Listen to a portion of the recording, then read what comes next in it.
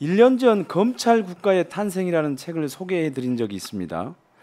정치 검찰이 검찰 정치로 진화해서 윤석열 검찰 정권이 어떻게 탄생했는지 그 과정을 그려내면서 굉장히 주목을 받았고요. 그리고 문재인 정부의 검찰 개혁이 왜 실패했는지를 사실 분석하고 지적을 해서 주목을 꽤 받았었죠. 그 저자가 1년 만에 검찰 국가의 배신이라는 책으로 돌아왔습니다. 이 책의 저자이신 이춘재 한겨레 논설위원을 다시 모셨습니다. 어서 오십시오. 네, 반갑습니다. 예. 네. 거의 한 1년 만에 또 그렇죠. 오시게 됐네요. 예, 오랜만입니다. 그리고 또 1년 만에 또 책도 내시고. 예. 예. 그렇게 됐습니다. 아무튼 뭐 작년 5월에 이제 검찰 국가의 탄생이 나오고 저희하고는 7월인가 아마 인터뷰를 방송을 하고 예. 했는데 딱 1년 만에 이제 새로운 책을 내신 건데 아무튼 엄청 부지런하시네요. 이 책을 쓴 특별한 계기가 있었을까요? 예, 이게 뭐 제가 원래 썼던 책이 이제 작년에 썼던 책이 그 검찰 국가의 탄생. 그러니까 이제 문재인 정권에서 강력하게 추진했던 검찰 개혁 이것이 실패한 게 검찰 국가의 탄생으로 이어졌는데. 네. 그렇죠? 근데 이제 지금 당시 그러니까 저 지난 대선 때 윤석열 후보를 지지했던 그 유권자들 있지 않습니까? 네. 근데 이번 지난 총선을 보면은 이제 그 유권자들 상당수가 다 이제 실망을 해서 야당을 찍은 거죠. 그게 드러났는데, 그렇죠. 예. 불과 이제 그 임기가 중반이 지나기도 전에 어떻게 이렇게 그 윤석열 정권이 이렇게 국민의 기대를 그 배신하게 됐는가 이런 과정을 좀 그 추적하게 됐어요. 그러니까 사건을 가지고. 그래서 이제 이게 뭐 제목을 보면은 이제 검찰 국가의 배신이라고 이제 한 이유는 이제 아까 말씀드린 대로 이제 작게 봐서는 윤석열 후보를 지지했던 유권자를 다 배신한 거죠.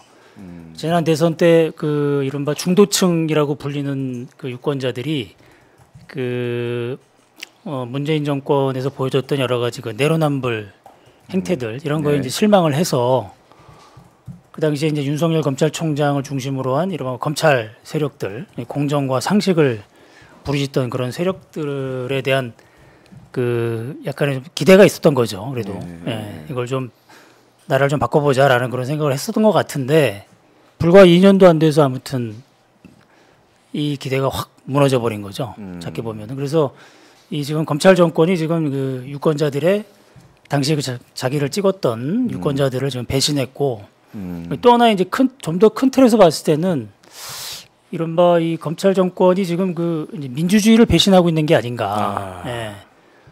그 뭐 잘 아시겠습니다만은 민주주의의 여러 가지 그 주요한 원칙 중에 또는 뭐 주의 중에 이제 법치주의가 있지 않습니까, 그죠? 근데 법치주의는 법치주의를 또 구현하는 중요한 기관이 검찰이고, 그렇죠. 네, 그렇죠. 네. 근데 지금 정권, 특히 이제 그 윤석열 사단이라 불리는 한동훈 법무부 장관, 지금은 이제 뭐 정치인이 됐습니다만은 그리고 현재 이제 이원석 검찰총장, 그다음에 여러 지금 뭐 서울중앙지검장 뭐 이런 검찰을 장악하고 있는 윤석열 사단, 이들이 이끌고 있는 검찰이 지금 법치주의를 파괴하고 있다. 그러니까 법치주의의 가장 큰 또 중요한 원칙이 사실은 이제 뭐 법을 적용하는 데 있어서 뭐 그죠? 법 앞에 예, 그렇죠. 법 앞에 평등이란 말이 있고 성역 없는 수사 뭐 이런 얘기들 지금 검찰도 그런 얘기를 하고 있습니다만은 근데 지금 지난 2년 동안 보여준 모습들을 보면은 법 앞에 평등이 아니라 이건 뭐 완전히 한쪽으로 기울어진 특히 그 검찰의 어떤 그 검찰이 배출한 그 대통령 그 대통령을 보위하는 지금 그런 보위 부대 역할을 하고 있죠 검찰이. 지금 이원석 검찰총장 임기 내내 뭐 야당 의원들 또 전 정권 인사 심지어 그 정권의 비판적인 보도를 하는 언론들에 대한 수사 뭐 이런 것들을 보면은 이 지금 법치의 잣대를 완전히 한쪽으로 기울게 지금 쓰고 있는 거죠. 그래서 크게 봤을 때는 지금 검찰 정권이 그 민주주의를 배신하고 있다. 예, 이런 그런 생각을 하게 됐고 그래서 이제 그 이제 취재를 해서 책을 한번 본 거죠. 대표적인 사건이 이제 그 김학의 불법 출금 이 사건이었고요. 예, 그래서 그 사건은 저희가 이제 조금 이따가 이제 좀 짚어보긴 할 텐데요. 네. 그러니까 우리 국민들은 윤석열 검찰총장 시절에 정의롭고 그렇죠. 공명하고 공정하고 네. 이런 것들을 기대해서 대통령으로 만들어 줬는데 그렇죠. 정작 만들어 주니까 전혀 그런 기대하고 또는 그 본인의 장점이라고 유권자들이 봤던 예. 공정하고 공명정대하고 소용 없는 수사하고 살아있는 권력에도 수사의 칼날을 들이내는 그렇죠. 전혀 그거하고 반대로 지금 가고 있다는 점에서 배신이 있는 거네요. 그렇죠. 그런 네. 거죠. 아마 그러니까 당시에 그 윤석열 후보를 찍었던 유권자들은 이제 그런 생각들을 했을 거예요. 상당한 기대를 했을 거예요. 공정과 그렇죠. 상식이란 말에. 네. 근데 지금은 공정과 상식이란 말 자체가 지금 무색한 그런 상황이 돼버린 거죠. 예. 그게 이제 나타난 게 지난 총선 때 그런 표심이었고. 그렇죠. 예. 예. 그 이 검찰 국가의 배신 여러분들 제가 이거 다 읽었습니다. 이 에필로그를 보면 윤석열 검찰이 그 배신의 한 축이라고 지적을 하시면서 예. 윤석열 대통령의 비정상적인 통치 철학을 물리적으로 뒷받침하고 떠받치고 수사를 통해 야당 대표 이재명을 악마화하고 있다. 그렇죠. 이제 이런 지적을 하셨어요. 예. 예. 그러니까 이 검찰, 그러니까 지금 윤석열 정권의 그 국정 운영의 가장 큰 그 핵심 동력은 검찰이죠. 그렇죠. 뭐 다른 무슨 뭐 다른 뭐 관료 조직이 저 정부 부처가 있긴 합니다만은 아마 그 부인 못할 거예요. 윤석열 대통령 스스로도 검찰이 주요한 그런 지난 그 임기 동안 지금 임기 동안 했던 그런 중요한 조직이 검찰이었는데 이 검찰을 통해서 뭐 야당 탄압 또 언론 탄압 이런 논란이 있을 만한 그런 행동들을 많이 한 거죠. 그러면서 이제 뭐 아시다시피 정치 자체가 실종된 그런 시기 아니었겠습니까? 지금 지난 보면은 뭐 거부권 행사 밥 먹듯이 하고, 근데 이런 것들을 뒷받침하는 그런 물리력으로 뒷받침한 조직이 바로 검찰이었죠. 그러니까 과거 뭐 5060 이 군부 독재들 얘기를 했을 때 전두환 노태우 정권 때 그걸 강력히 뒷받침했던 조직이 군부 조직이었던 것처럼 지금의 윤석열 정권의 가장 큰 그런 이거 뒷받침하는 조직은 이제 검찰이 아닌가. 예, 그렇죠. 그렇게 그래서 이제 그 전작에서 이춘재 위원께서 이제 검찰 국가다라는 단어를 이제 또 쓰신 이유도 거기에 있는 거죠. 예, 근데 참 보면은 예전에 쓴 책에도 쓰셨지만 예전 검찰은 최소한 여야의 균형을 맞추려고 그렇죠. 했다. 예. 수사력을 한쪽에만 예. 하면 예, 여러 가지로 오해받을 소지가 있고 정치적 그렇죠. 중립성 문제도 있기 때문에 예. 여야의 균형을 맞췄는데 지금 사실 윤석열 정권 기간 동안에 보면 검찰의 이 수사권은 거의 야권에 거의 집중돼 있는 것 같아요. 그렇죠. 예, 네. 지금 뭐 그러니까 과거 검찰은 그래도 좀 뭐 공정하게 보이려고 노력은 했었어요. 정치적인 사건에서 그죠? 네. 여야 균형을 맞춘다든가 뭔가 이제 그런 것도 있었는데 이 정권의 검찰의 특징은 그런 게 전혀 없는 거죠. 그냥 뭐 정해놓고 그냥 타겟을 정해놓고 그냥 가는 건데 그것도 이제 전 정권 사람들이나 야당 일변도의 그런 또 뭐 대통령 명예훼손 수사라는 것 자체가 그 전에는 그런 거 가지고 수사한다는 자체가 좀 창피한 일이었죠 사실은. 처음일걸요. 이번에 그렇죠. 대통령 명예훼손으로 예. 기자들을 압수수색하고. 뭐 우리 동료 기자들 많이 저기 했잖아요. 그리고 네. 우리가 지금 그 기자들하고 연락을 할 수가 없었어요. 사실 그 수사받는 기간 동안 내내. 이게 지금 뭐 핸드폰 압수수색하고 그것도 뭐 지난번에 그 뉴스버스의 이진동 대표 수사할 때 드러났습니다만은 압수한 그 휴대폰 정보를 통째로 저장을 해놓고 통째로 저장해놓고 이제 거기서 그 또 다른 별건을 빼서 이제 수사한다는 그런 거 아니겠습니까? 그게 법원의 그 압수수색 영장은 그 수사에 관련된 것만 해라, 사건에 관련된 것만 이렇게 돼 있는데 영장주의 자체도 위반하고 있는 거죠, 이 검찰이. 그러니까 법을 지켜야 되는 최일선의 그렇죠. 수사기관이 최고의 수사기관이 지금 사실상 법하고는 너무 거리가 멀어요. 그렇죠, 너무 그런 걸 해서 그러니까 이게 하여튼간 전무후무한 우리가 저도 이제 법조 출입을 꽤 좀 했습니다만은 그렇죠. 과거에 전혀 볼 수 없었던 그런 현상들이 지금 벌어지고 있는 거예요. 지난 2년 내내 지금 벌어지고 있는 거예요. 그러니까 또 최근에는 또 대북송금 관련해 가지고 또 이재명 대표를 또 기소를 해서 이제 재판이 거의 4개인가요? 동시에 재판을 4개를 이제 받게 생겼는데. 그렇죠. 그 일종의 이제 검찰 국가 시리즈를 계속 우리 이춘재 위원께서 굉장히 의미 있는 작업들을 하고 계시는데 혹시 뭐 앞으로 더 뭐 쓰실 검찰 국가 시리즈가 있습니까? 많이 있을 것 같긴 합니다만. 많이 있을 것 같아요. 지금 보면은 이게 뭐 나중에 좀 사실은 이게 지금 김학의 불법 출금 사건 이거는 이제 뭐 좀 아마 이제 지금 뭐 시청자분들이나 이번 기억을 하실 텐데 과거에 네. 이제 좀 돌아가 보면은 그 당시 이게 뭐였냐면 이른바 이 사건하고 김학의 불법 출금 사건하고 최근에 이제 뭐 무죄가 났던 일부 다른 있죠.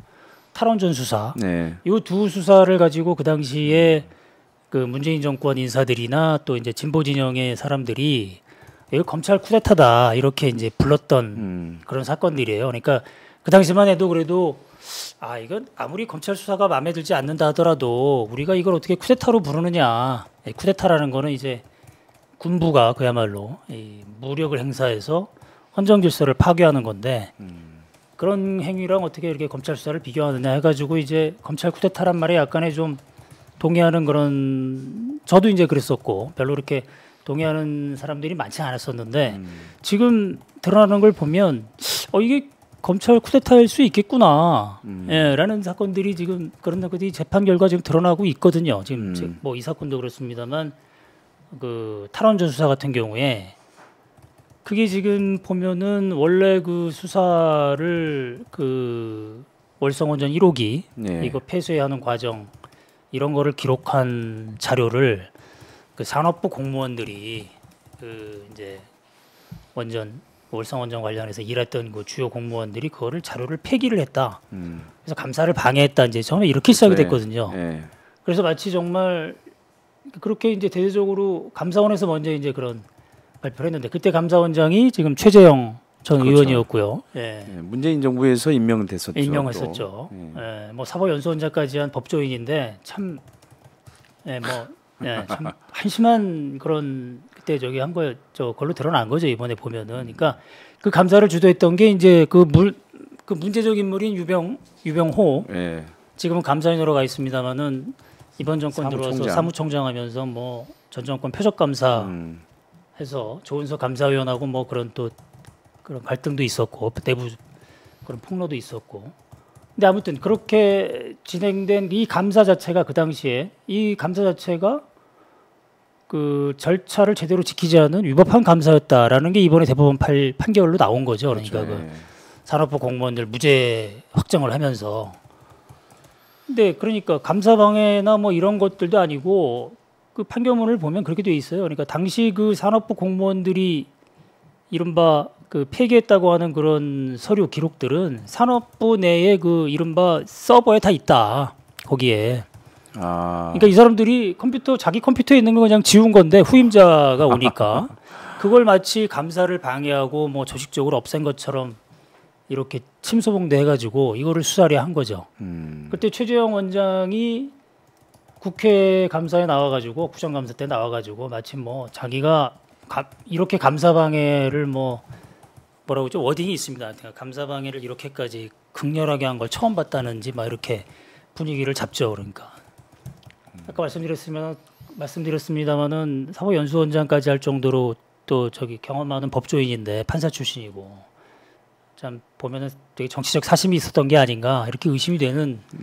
그런 상황이었죠. 그래서 이번에 판결로 보면은 그래서 지금 그 산업부 공무원이 이제 무죄가 났는데 그러면 그 당시에 검찰이 이 수사를 착수하면서 그거를 충분히 알 수 있었던 거죠. 수사를 해봤으면 이건 그럼 금방 드러날 수 있는 건데요. 그런데 이거를 기소를 해서 이 지금 공무원들 이 산업부 공무원들 3명이 이제 무죄가 났는데 이 사람들 지금 처지가 그야말로 뭐라 그러죠? 인생이 결단났다고 해야 되나요? 이런 그렇죠. 표현 정도로. 네. 예전에 뭐 윤석열 대통령이 후보 시절에 대학생들 앞에서 얘기한 거 아니에요? 기소당하면 검찰이 기소하면 인생 결단나니까 뭐 조심해라 이렇게 얘기한 정도로. 그래서 이 공무원들이 그분들이 만약에 그 수사가 아니었으면 지금 정상적으로 승진해서 다 명예롭게 퇴직하거나 지금 이제 고위직이 돼 있을 텐데 지금 무죄 판결 난 이후에 실질적으로 그럼 회복이 안 되는 거예요. 그런 것들이. 그리고 이제 이 수사 자체는 그 당시에 그 문재인 정권의 어떤 그 뭐라 그러나요? 그 원전 정책, 탈원전 정책 여기에 타격을 가하면서 그때부터 이제 문재인 정권이 추진했던 에너지 정책 이런 것들이 큰 타격을 받죠. 그래서 지금 봤을 때는 그 당시에 얘기했던 이게 이런 수사들이 이 쿠데타다. 검찰이 지금 검찰권을 남용한 쿠데타다 이렇게 많이 얘기들 한 사람들이 있었는데 그 지적이 지금 맞는 게 아닌가라고 지금 의심하는 단계가 된 거죠. 그래서 이 사건에 요즘 탈원전 수사 관련해서도 좀 들여다볼 필요가 있을 것 같습니다. 지금 진행되는. 그리고 어쨌든간에 네. 뭐 그 사건을 통해서 또 본 검찰의 실체 그렇죠. 이런 예. 것들을 예. 한번 우리가 제대로 짚어보는 또 그런 예. 책이 나오기를 제가 기대를 해보겠습니다. 예.